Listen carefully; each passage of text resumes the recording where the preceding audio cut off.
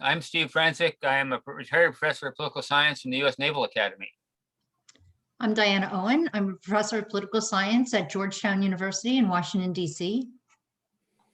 Congratulations and welcome. My name is Tom Tinder and I'm an attorney from Charleston, West Virginia. And would you introduce yourselves? Absolutely. Good afternoon, judges. We are Unit 6 from Grant High School in Portland, Oregon. We hope you are well today. My name is Lux Sanchez. My name is Tommy Meyer. My name is Orion Fisher. My name is Maya Feldman-Dragic. My name is Maeve Larco, and this is our teacher, Ms. Dee Pasquale. Well, thank you very much for joining us this afternoon. We'll be doing question number 2, which I will read. President Dwight Eisenhower said, "We must guard against the acquisition of unwarranted influence by the military-industrial complex. The potential for the disastrous rise of misplaced power exists and will persist." Unquote. Do you agree or disagree? Why? What disagreements did the founders have about a standing army, and are they relevant today? To what extent should there be an international U.S. military presence? You may begin. We agree with President Eisenhower. Since its emergence during World War II, the outsized influence of the military-industrial complex has expanded to a dangerous extent. Military, industry, and Congress became inextricably fused during wartime in an iron triangle that marginalizes diplomacy, ravages domestic prosperity, and threatens our democracy. As the framers wrote the Constitution through carefully defined checks and balances, war powers, outlined in Article 1, Section 8 and Article 2, Section 2, were placed in equilibrium between the legislature and the executive.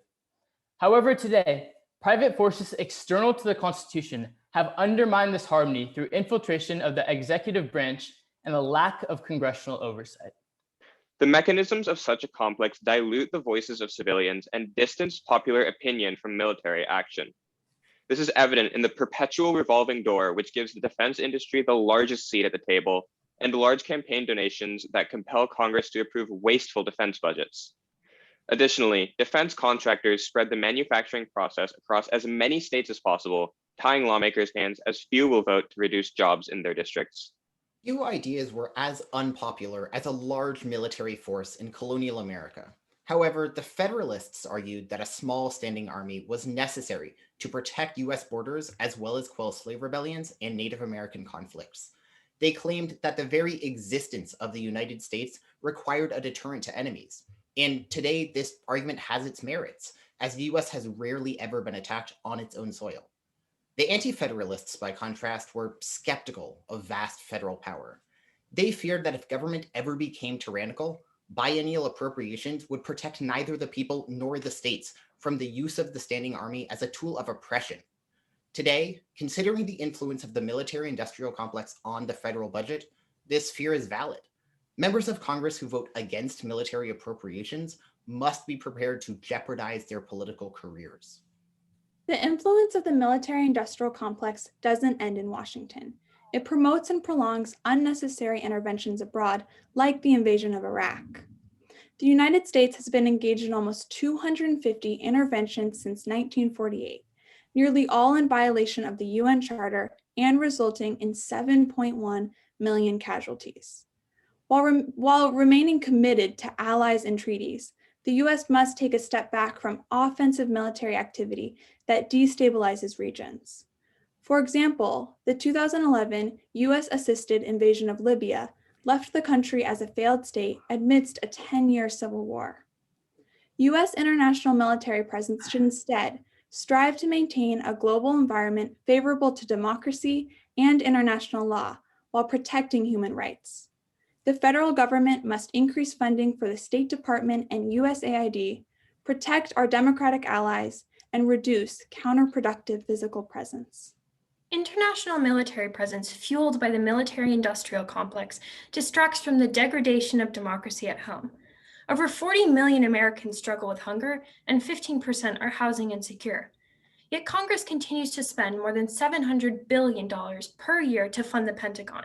The $1.5 trillion allocated to the failed Lockheed Martin F-35 program could end houselessness in the United States for the next 150 years.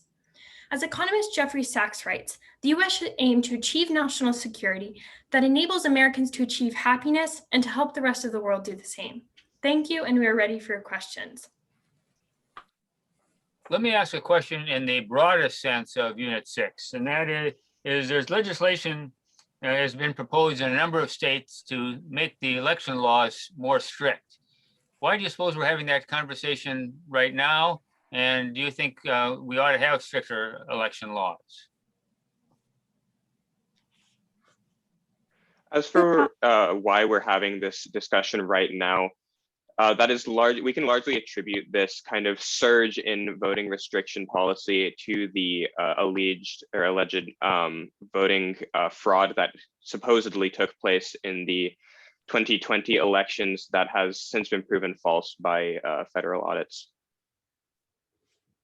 In this fear of voter fraud in the recent election is really fueled by social media and this new form of media that has taken the world by surprise really in the past decade. Populists such as President Trump of the US, President Bolsonaro of Brazil, and Prime Minister Modi of India have really capitalized on this distrust in government and the rising or the falling of democracy around the world to promote these ideas that there was voter fraud in the 2020 election and that we need stricter voter laws such as voter ID laws implemented in Georgia just recently. Despite these warnings that voter fraud is a major issue in the United States, the 2020 election was the most secure election in United States history.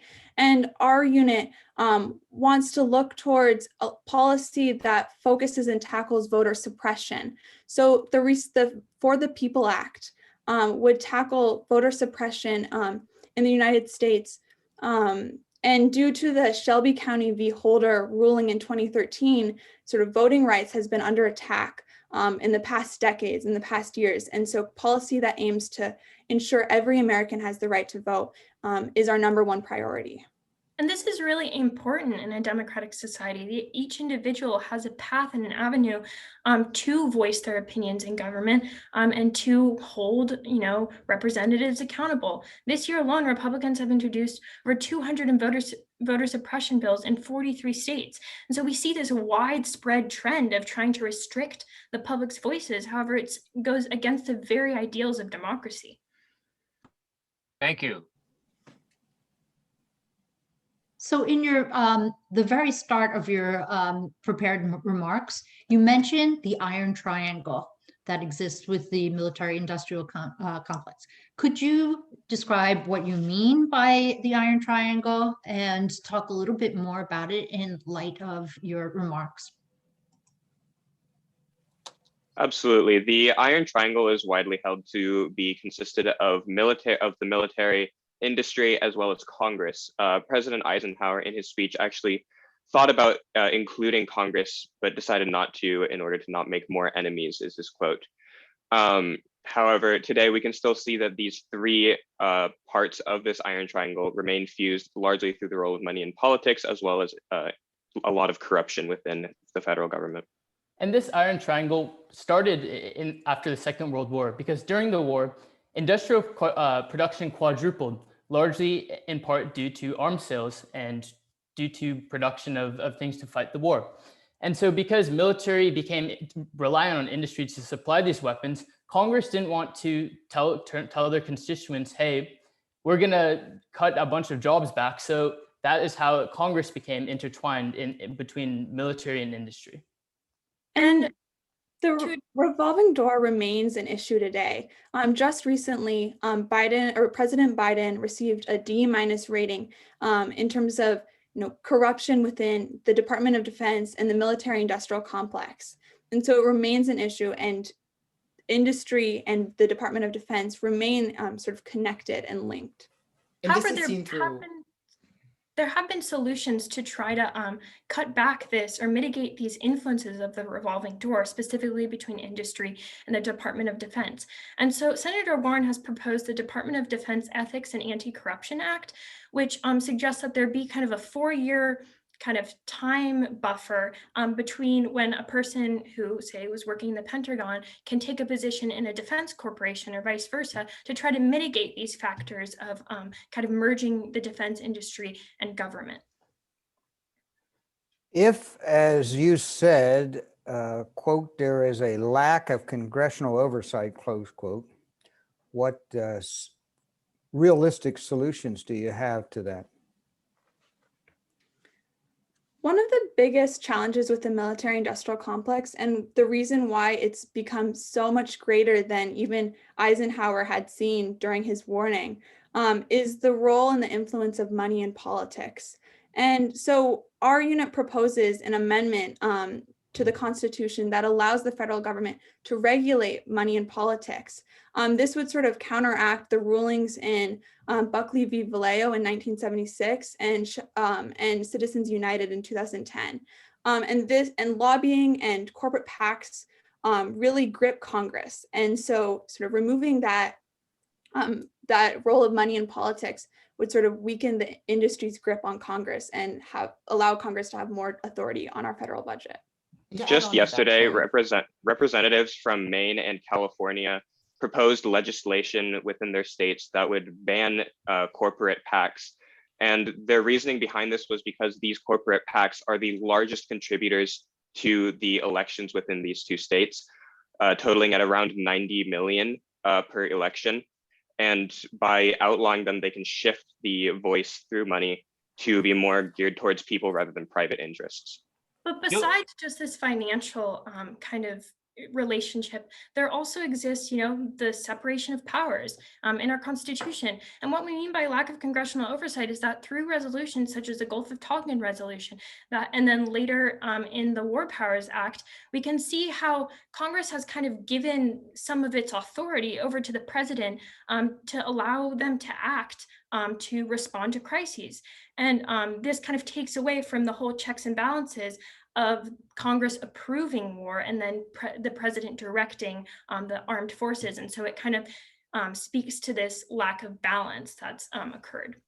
And This is since World War II, Congress has not formally declared war, yet there have been over 150 offensive interventions. So we propose that Congress reassert their war powers and formally declare war for these offensive interventions. And one way to do this would be repealing the Authorization for the Use of Military Force Act of 2001 that allowed the president to go after Osama bin Laden in Afghanistan and in the Middle East.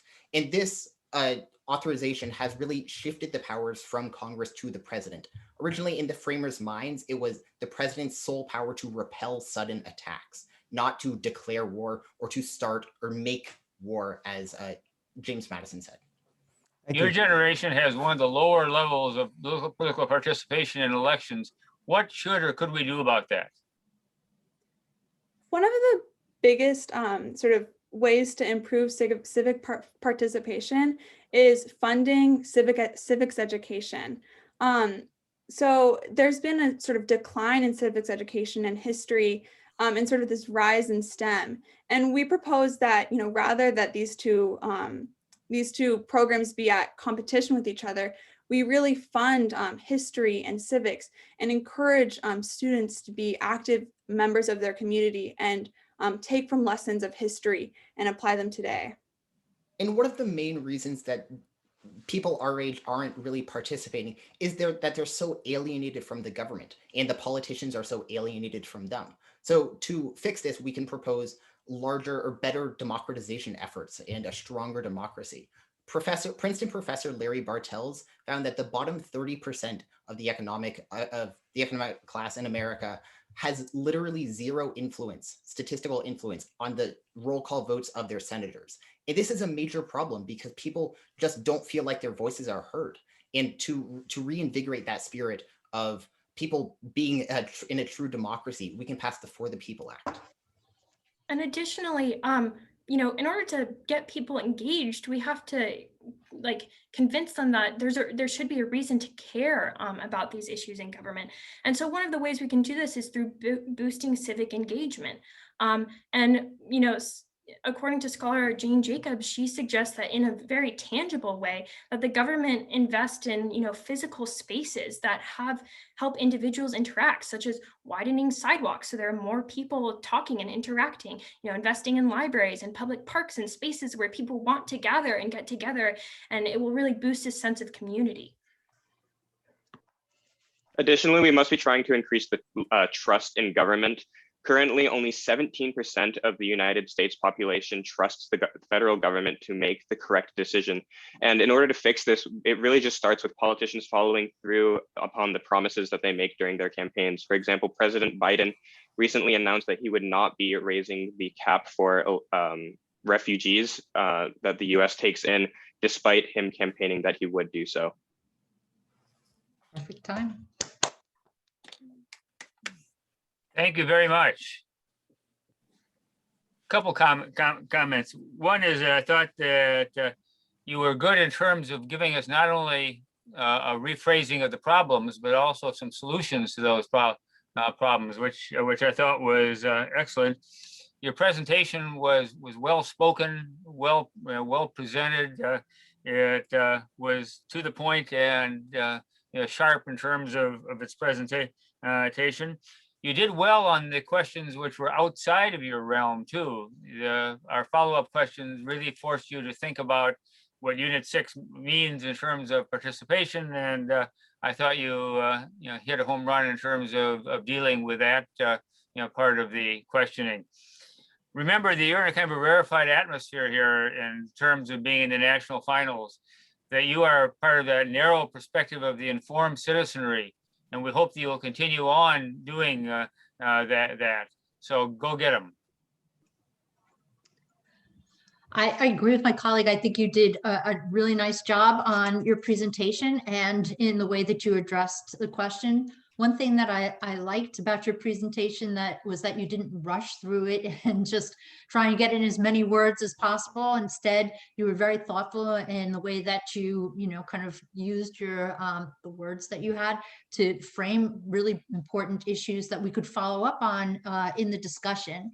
I like the way that you were talking about the Federalist and the Anti-Federalist. You did a nice job of presenting that. And I think that you also then were able to relate some of those arguments to, the way that they still persist today, or their consequences still persist today. You did a nice job about talking about the budget, but also politicians' careers and linking that to the whole, kind of iron triangle, the revolving door, and also, kind of the desire to get reelected, and, kind of the issue of spreading this out across different states, which is something, the resources across different states to try and, kind of lock members of Congress into these positions. I thought that was a very sophisticated answer. I was interested in your proposals for reform, particularly the idea of limiting the role of money in politics. And I wish I had one more follow-up, because I was going to ask about the unintended consequences every time that, Congress tries to reform campaign finance. There's always something that, kind of squeezes out the sides. So you end up, okay, you shut down PACs like they're trying to do in Maine and California, but then you have more independent expenditures. And because of Buckley versus Valeo and other, Supreme Court cases, money is speech. So it's very difficult to regulate, but I appreciate, kind of the fact that you came up with these ideas and that I think you considered them carefully. The other thing I really thought came through nicely in your presentation was the tension between Congress and the executive branch of the president. And it came out both in your prepared remarks and in your response to our questions. So really nice job. Oh, and thank you for the reference to Larry Bartels.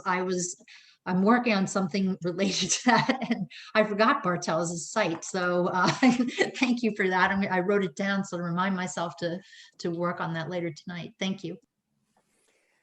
The We the People competition is modeled after, a congressional hearing, and you as experts come before this congressional panel to present testimony on a particular topic or subject. And so you were called today to come to speak about the industrial, political, military industrial complex. And you gave your opening remarks that were very interesting, very informative. You responded to all the questions, the sub-questions that were in that. And, you know, I'm sure you felt at the end of that, you had done a real good job, and you had.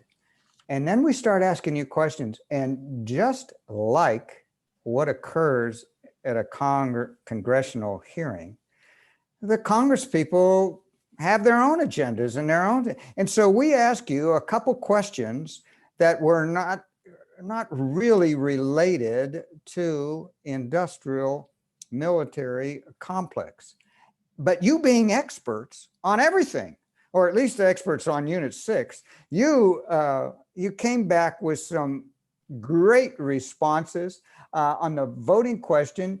You cite a Supreme Court case, you give some facts, and then you talk about a proposed law.